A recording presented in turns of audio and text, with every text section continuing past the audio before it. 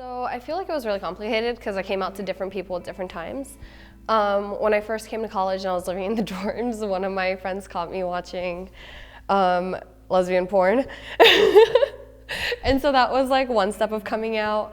And then talking to my mom was just like me being like, oh yeah, so I'm dating this guy. And then she was like, well, your dad was really happy because he thought you were a lesbian. And I'm like, Mom, here's the deal. That really hurts my feelings because like I'm just bisexual and I just came out with it. And it felt really good because my mom was like, I kind of figured. But even though that's like a weird response, it was still like, thanks, Mom. And then to my friends, I was dating this girl sophomore year. And then when I told my friend, I was like, I have a date this day. And she was like, oh, I can't wait to meet him. And I was like, well, he is actually her. And she was like, oh, cool, I still can't wait to meet her. And I was like, God bless Molly. My coming out process was complicated. Technically, I first came out when I was 12 as gay to my mom, but I've repressed this memory and apparently just had a complete panic attack and like jumped back into the closet. A lot of that was related to religion for me. I was, very Catholic at one point. My family wasn't, which is a long story, but I really repressed my attraction to women and other folks, as well as I repressed kind of knowing that I wasn't a girl for a long time because I was in all-girls Catholic school, and what the hell else was I supposed to do? So I wound up really, starting to come out as queer openly once I got to college. And the trans part, I think when I came to college and I learned that there was such a thing as non-binary transgender, there's this line from a poem that I love that's, it felt like being handed a corkscrew after years of opening the bottle with my teeth. And that's how it felt to me, to kind of know that word for like this experience I had been having. My plan wasn't to come out to my family for like years. But in the middle of a fight once with my parents about something totally irrelevant to gender, they kind of dragged it out of me, which was awful. This was my mother, my stepfather.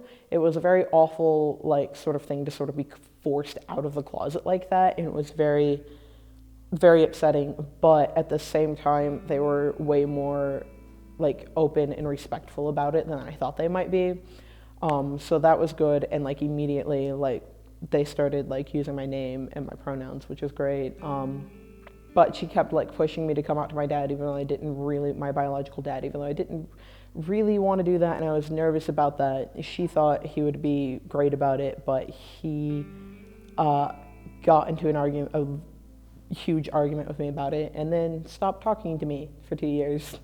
So that happened, but that was the only person that I would say that I lost because of that process, and I know a lot of people who lost their entire support group when they came out, so I kind of had it better than most, sadly.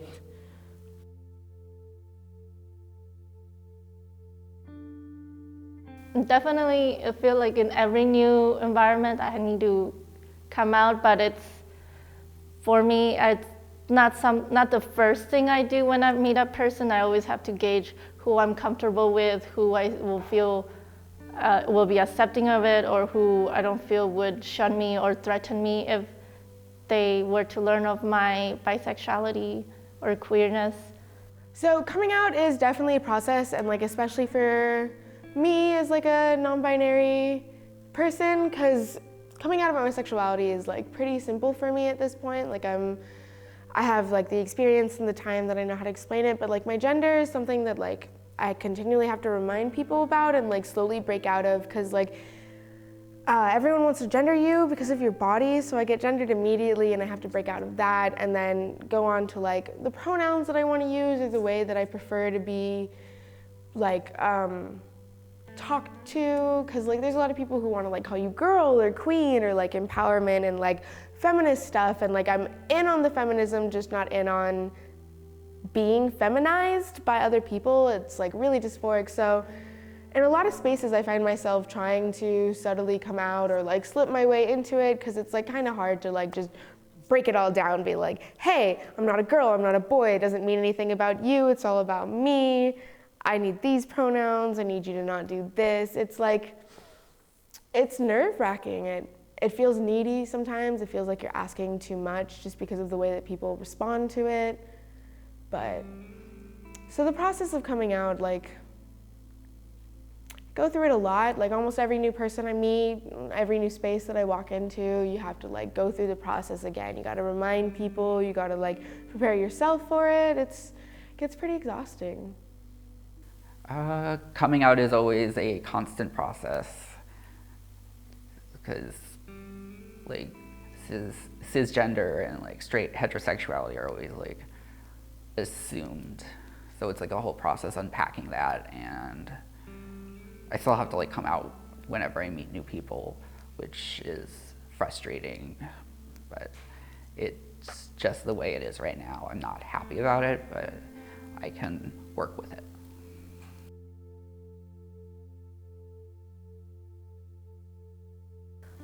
It's really important to have a good support system when you come out. It's really hard when you don't have that, or where you feel like you're like walking on glass. Like they might be supportive, but I'm not sure. Like that's how I thought about my mom, but like I know for sure now that she won't be like accepted when I come out. So that's not like a safe environment, because I know that like she's pretty homophobic, she's pretty transphobic, she's pretty conservative Christian women, and a lot of people have those types of parents, but then like they change. But also my mom is so much older, like she's in her 60s or so. And also we're Mexicans, so it's a little bit of a different type of stigma. I think there's a lot of factors you have to consider, but I know it was safe to come out to like my friends and stuff, because like we've talked about these certain issues, and like they were never like transphobic or homophobic or anything, or if like they were, like I'd call them out and then they'd say like sorry about it or something. And I would try to like educate them more, and I knew it was safe to come out with my friends because of that, because they were like supportive like of like gay marriage or whatnot. But then like eventually when I came out to them, like I informed them that that's not the end and stuff like that. For me personally, I don't really have that choice. I don't think I could really walk in somewhere and someone would assume that I was straight. It's usually the complete opposite. So I kind of made that choice to represent myself in a very queer way, to where I basically out myself every day.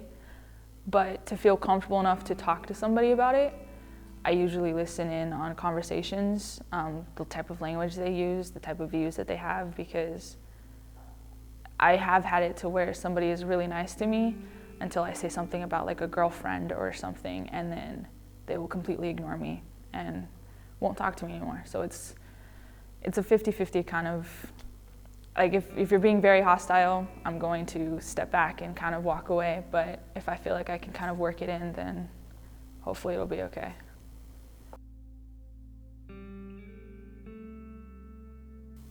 I want them to be like, if they don't understand, be like, all right, I'm gonna need a little bit more, like either like they do some more research, or like even just like ask a little, just a little, but like not like, all right, explain everything to me.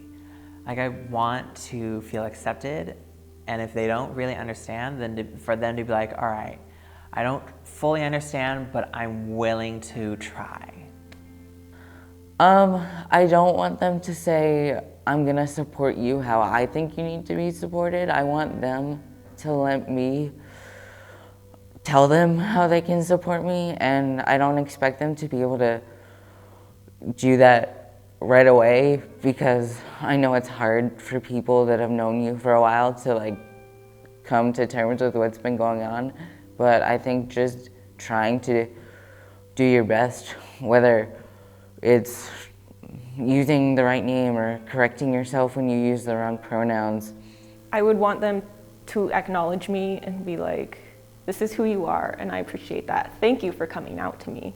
That involves a lot of trust. And just acknowledge how hard that process can be and how scary it can be. When I come out to people, all that I really expect is for them to respect my identity. I don't mind being asked some questions, though I don't really want to be teaching an entire lesson by myself. But as long as people try to accept my identity and make a visible effort to use my correct pronouns and not misgender me, that's all I really expect from them.